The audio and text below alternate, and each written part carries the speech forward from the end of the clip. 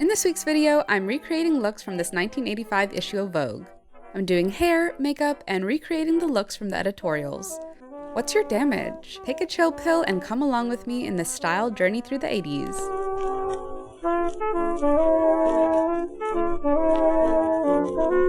Hello again! So the first thing we're going to do in this 1980s Vogue makeover is the makeup. Now, to my surprise, there was only one page of makeup looks in this Vogue that weren't an ad. They presented both a daytime and nighttime look.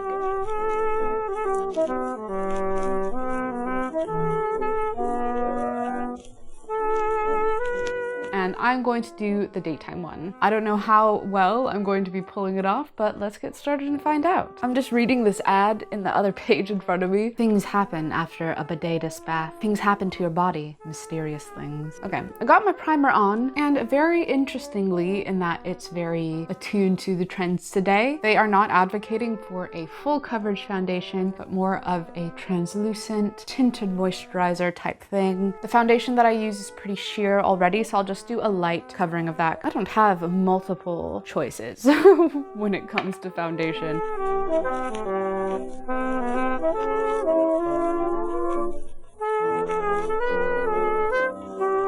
Now we are going to get into those eyebrows. Now this is probably going to be the most different thing to what I usually do. I don't usually do such a dramatic arch, but let's get into it.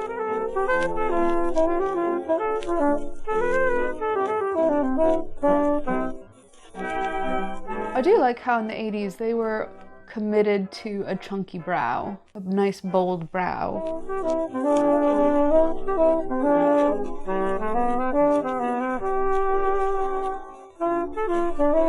And I'm going to use a bit of clear brow gel just to get a little bit more of that texture in place. Because I feel like seeing the texture in 80s brows, specifically in the beginning of the brow, was very indicative of that era. All right, now she obviously has this very statement eye color, and that really is the focus of her makeup and of this makeup look. Eyes and cheeks, ginger blush, powder blusher. In my NYX Ultimate palette, this color here, which I think will do. We'll see how this turns out, because I am not like the best makeup artist of all time, but it shouldn't be that hard. It literally is one color.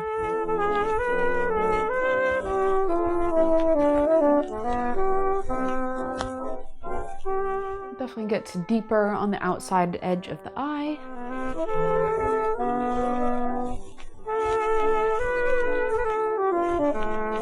It's hard to know when to stop, you know?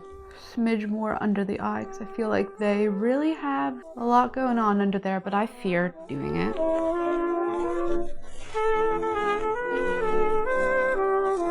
She has the tiniest smidge of mascara. And in this look, they say they use the same color on the eyes as they do on the cheeks. So Lord help me on what this will look like. Oh my God, that is a lot of color. Oh my gosh, no. Okay, and now she has a very soft pink lip with a bit of gloss on it. All right, so I think that covers the makeup. I feel like the makeup is pretty on trend. Simple, monochromatic looks like this. And I can dig it. Went a little bit too intense with the blush and can't really fix it, but that's also the 80s, right? And now we will do hair. I know everybody associates the 80s with like really big hair, but what I've been getting from this edition of Vogue is those more subtle 80s styles. I'm seeing blunt bangs, subdued, more straightened hairstyles. So I straightened my hair last night, and I'm just gonna flip over my bangs with a hair straightener right now.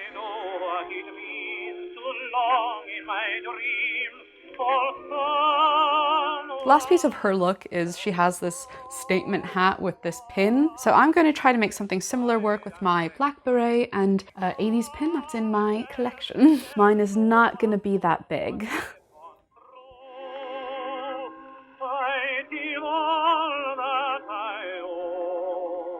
I really like this look. I think it looks really cute. What do you think? Would you wear this? Did you do your makeup like this? I really like it. So with the makeup and hair out of the way, it is time to get into the editorial looks.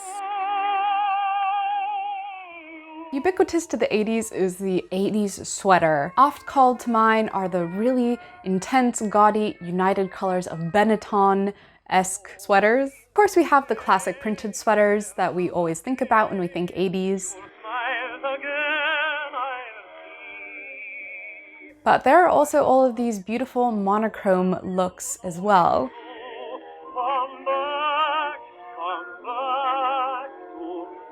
And this pink one specifically, I was very drawn to.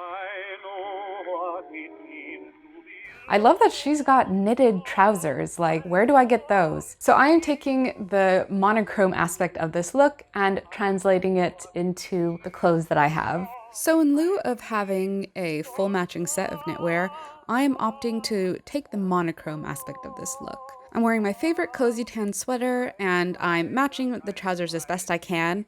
I really do wish I had some matching knit trousers because I feel so comfy and ready for a lounge day at home.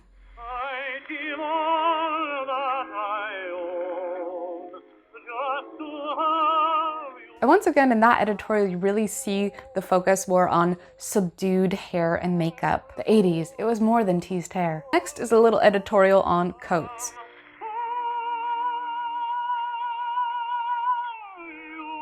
For this editorial, I thought I was going to recreate this look here.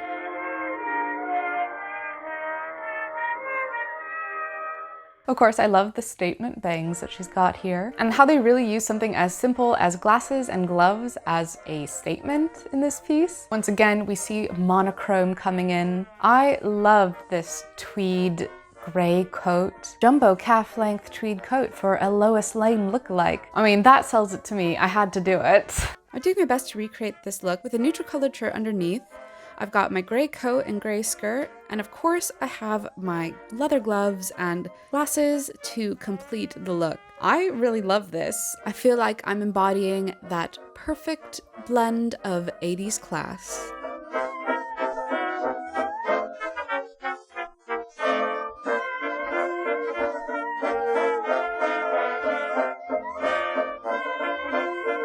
This next look is classic English countryside. I mean, this editorial could be from today.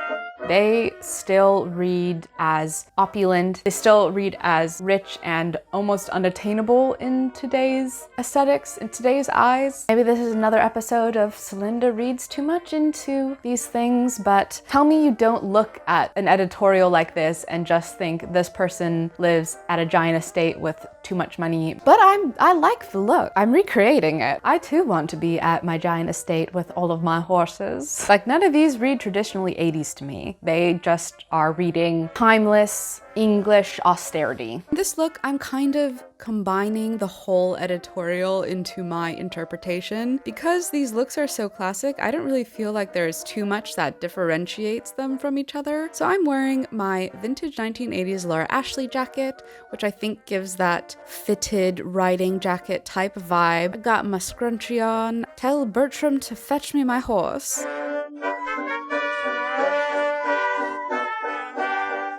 Once again, we have more monochrome looks. That was really surprising to me. Like I said, everyone thinks about 80s as these bright colors, bright prints, crazy hair, but these are all looking so modern to me. I would love to know if any of these looks are surprising you, or maybe what is surprising that you aren't seeing in these looks. So I thought I would recreate this look.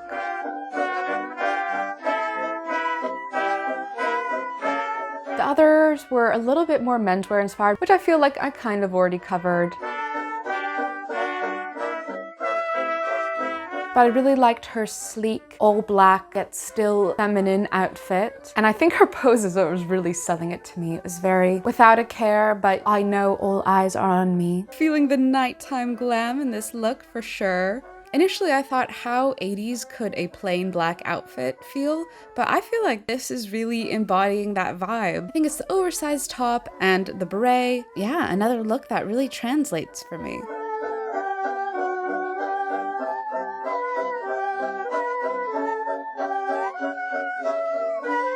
Now this next look is sort of what inspired me to do this whole episode video.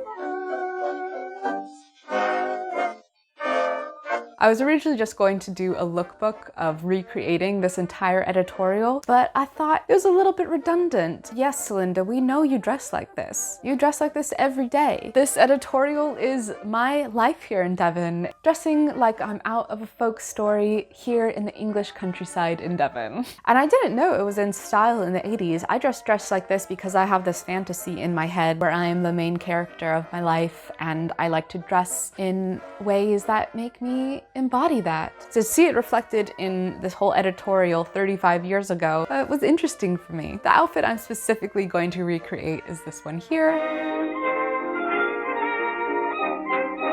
Me, this is classic English countryside, classic Celinda. So yeah, I had to do it. And this one, how could I not love it? This is my wardrobe as I normally dress, essentially. I've got my white shirt, cream cardigan, which I'm using a pin to keep closed, and I'm layering some gloves and arm warmers to get that bunched up glove look. And I've got my classy walking stick, making sure I traverse the English countryside in style and safety.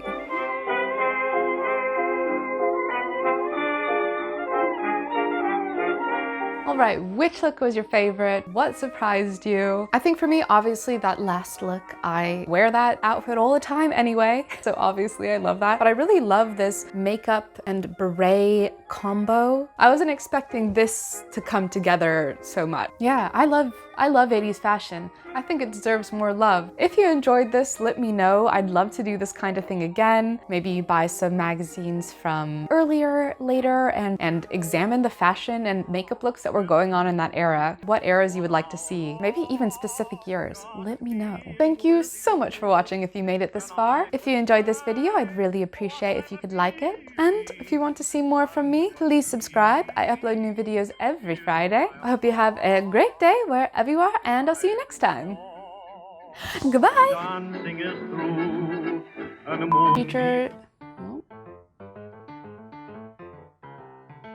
Honestly, I think the makeup is pretty online, not online. I keep on wanting to call this magazine an episode. This episode of Vogue.